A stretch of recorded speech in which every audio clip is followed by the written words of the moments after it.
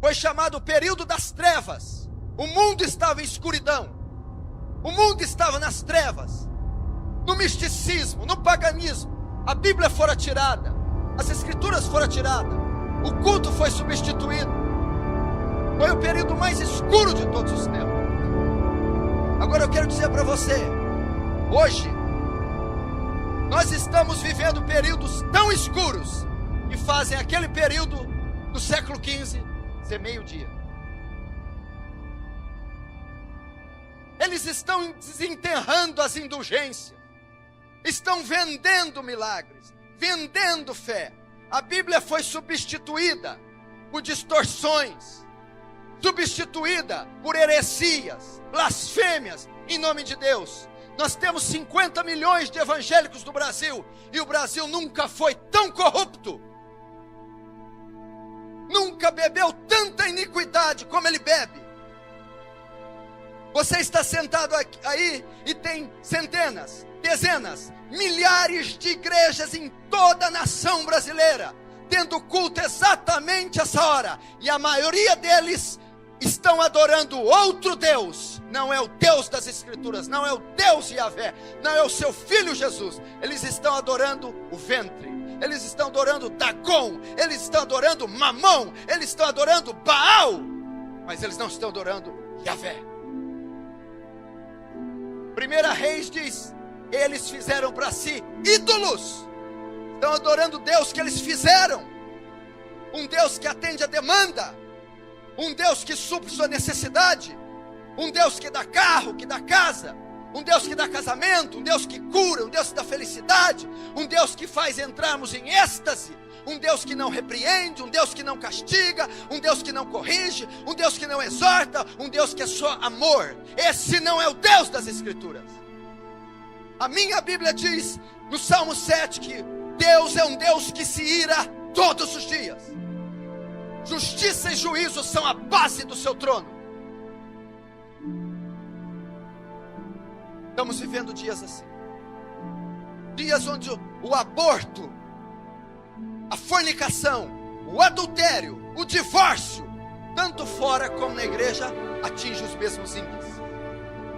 Ministros cristãos estão se divorciando, ministros cristãos estão casando pela segunda vez, a juventude solteira está fornicando, pecado, gravidez, escândalos.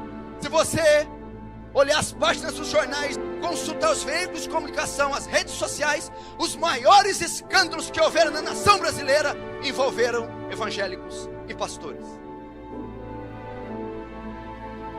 Jesus disse: é mister que vem os escândalos, é necessário que eles venham, mas sai daqueles por quem vem os escândalos.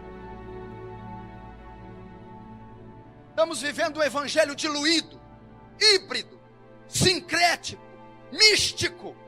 Não é o evangelho da graça, não é o evangelho dos apóstolos, não era o evangelho de Lutero, não era o evangelho dos reformadores, não é o evangelho de Pedro. Agora, por que estamos vivendo isso? Escute e preste atenção.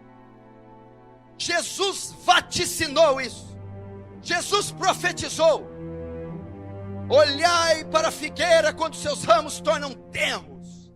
Quando vede todas essas coisas, sabei que está próximo às portas. Isso são sinais do fim. Jesus está voltando. Nunca uma geração esteve tão próxima da vinda de Jesus como a nossa. Seguramente essa geração contemplará o maior evento da humanidade, a volta de Jesus nessa terra. Ele não deu data precisa, hora certa, mas ele disse que alguns sinais evidenciariam o seu retorno, para que a igreja não fosse pega de surpresa.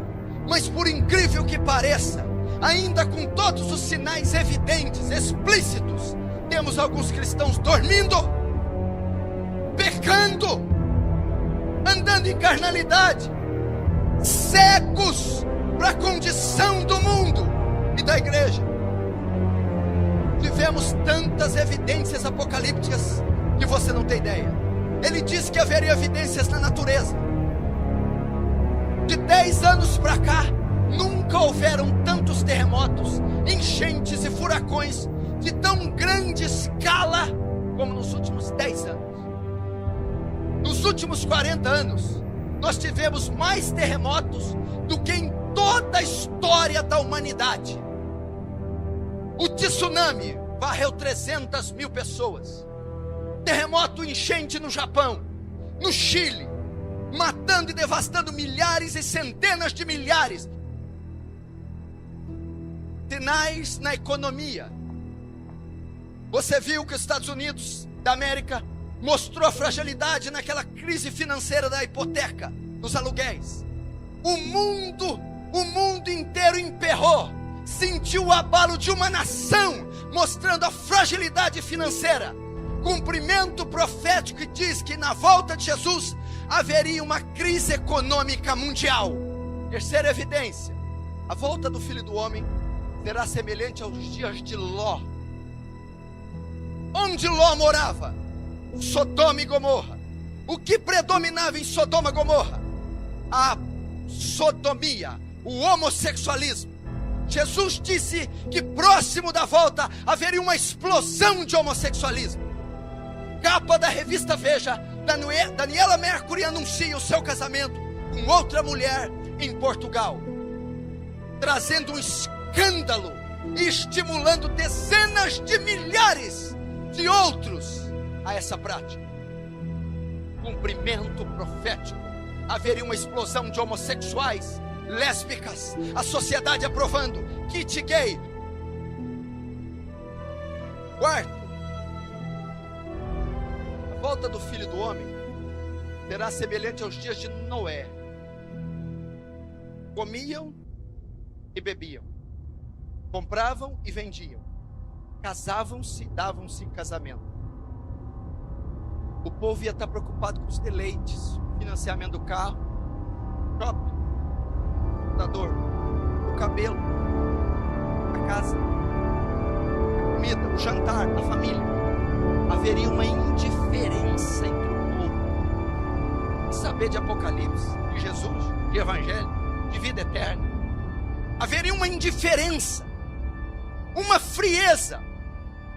Por se multiplicar a iniquidade, o amor de muitos se esfriaria. Uma inafetividade coletiva. O homem hoje é frio, o homem hoje é indiferente, o homem hoje é vaidoso, o homem hoje é avarento. Isso está dentro da igreja. Pessoas estão comendo e bebendo, comprando e vendendo. Estão frias. O pai não ama mais o filho. O filho não ama mais o pai. A mãe não se importa com a filha. A esposa não ama o marido. Pessoas frias convivendo dentro de um lar. Não há oração dominical. Não há oração nas refeições. Não há beijo. Não há abraço. Não há calor. Não há carinho. Lares divididos. Completamente frios. Marca do fim. Você já viu hoje quantas pessoas se divorciam, casam pela segunda vez? Se explodiu no mundo. Agora o curioso é que está acontecendo dentro da igreja, onde Jesus repudia o divórcio. Malaquias capítulo 2, eu, Senhor, repudio o divórcio. Jesus, citando Gênesis, diz: o que uniu Deus, o homem não separa. Pelos ministros, pastores, líderes, estão se divorciando, na maior cara de pau, e se casando de novo, como se isso fosse normal. Marca do fim. Quer ver outra?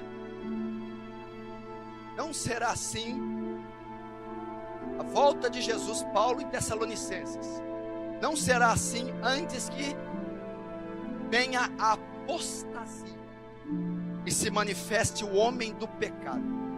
Essas duas coisas são as principais para Jesus voltar. Uma das grandes marcas que Jesus está voltando é a ascensão de um governo único, mundial, de uma moeda única e de um governante único, o anticristo. Satanás vai levantar um governo poderoso, vai promover uma moeda única, o 666. E vai levantar um ditador, vai levantar um déspota, vai levantar o profeta do diabo para governar esse mundo. 2013, Roma, Vaticano, um dos cardeais de Ratzinger, Turkson, ele diz: só há um jeito de resolver a crise mundial. Vocês precisam criar um sistema monetário único, precisam criar um governo mundial, e precisa ter uma personalidade para governar o mundo: o anticristo. Eu não estou dizendo de Bíblia, profecia, visão que o irmão teve, notícia que saiu de Roma. Estão preparando o caminho. Seguramente esse homem pode já estar vivo, pode ter seus 40 anos. Jesus está voltando. Acorda, igreja. Estão aí as profecias evidenciando. Olha a natureza, olha a economia, olha as famílias. Quinto, a apostasia da igreja. Paulo a Timóteo diz, e há de ser que nos últimos dias muitos apostatarão da fé, dando ouvido a espíritos enganadores e doutrinas de demônios. A igreja tem se apostatado, tem ensinado heresias. Veja o que está acontecendo com o louvor, veja o festival, o troféu Promessas, veja o que está acontecendo com a teologia da prosperidade, veja essa bruxaria que está sendo feita em nome de Jesus, veja os escândalos, veja a lavagem de dinheiro, o tráfico de arma, veja os adultérios, os escândalos envolvendo o nome de Jesus. Apostasia. Você tem hoje um culto antropocêntrico, um louvor antropocêntrico. O homem é o centro, ao invés de ser teocêntrico, cristocêntrico. Veja as melodias, as letras dessas músicas de hoje. Para mim, em mim, meu, para mim. Louvor consiste em dizer quem Deus é e o que Deus faz. O louvor de hoje, ele atinge o ego do homem. Culto antropocêntrico, campanha para satisfazer a vontade do homem. Eles não perguntam mais o que é certo, perguntam: dá certo? Cultos, campanhas da casa, do carro, do marido, da cura, das 7 semanas, da corrente, dos 7 jejuns, para desamarrar, desatar, prosperar, abrir portas.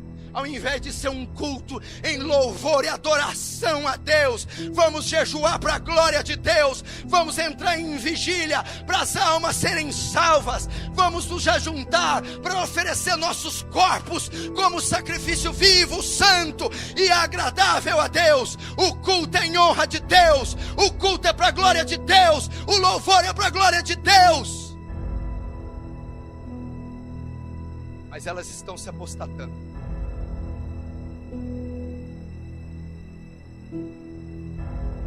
Liga a TV, programas evangélicos, 99% heresias e blasfêmias. Aquilo não é evangelho, aquilo é outro evangelho, aquilo é um anátema. Não se engane, Satanás se transfigura de anjo de luz para enganar. Não sejais como meninos inconstantes, levados ao redor de vento de doutrina. Se você acha que isso é avivamento, tira o pé do chão. Se você acha que Thales Roberto é avivamento, se você acha que aquilo tem qualquer fragmento de Deus, você está completamente equivocado. Se você se converteu de 20 anos para cá, de 20 anos, se você nasceu ou se converteu de 20 anos para cá, tem uma grande probabilidade de você não conhecer absolutamente nada do Evangelho. Porque de 20 anos para cá, o que explodiu nessa nação foi os falsos profetas dos Estados Unidos catequizando Benny Hinn, Kenneth Hagin, Morse Cerullo, Mark Murdock, Miles Monroe, enfim, inserindo teologia da prosperidade, misticismo, crendice, autoajuda, secularismo e nada do evangelho da graça. Uma doutrina que não enfatiza pecado, A obra mais importante do Espírito não é mencionada nesses ministérios. O Espírito, quando vier, convencerá o homem do pecado, da justiça e do juízo. Não é provocar êxtase em ninguém, não. Não me lembro de Paulo tendo êxtase. Não me lembro de Jesus tendo êxtase. Não me lembro da igreja neotestamentária tendo essas manifestações bizarras. Se o ministério diz ser cheio do Espírito Santo, mas não prega contra o pecado, ele não tem nada do Espírito Santo. Eu lembro de Paulo sendo apedrejado, Paulo passando fome, Paulo passando naufrágio e pregando o evangelho em toda a Ásia Menor, fundando 7 igrejas com seu sangue. Apostasia. Não se engane. Jesus está às portas. Jesus está voltando. Se você tivesse uma noçãozinha o quão próximo Ele está, você mudaria radicalmente a sua vida a partir de hoje. Se você tivesse ideia o quão próximo está a segunda vinda de Jesus, você mudaria. Se você então percebeu agora por esses dados que a volta de Jesus está próxima, que os sinais são explícitos e evidentes, o que você tem feito com a sua vida? Louco! Amanhã pedirão a tua alma. O que tens preparado? Para quem será?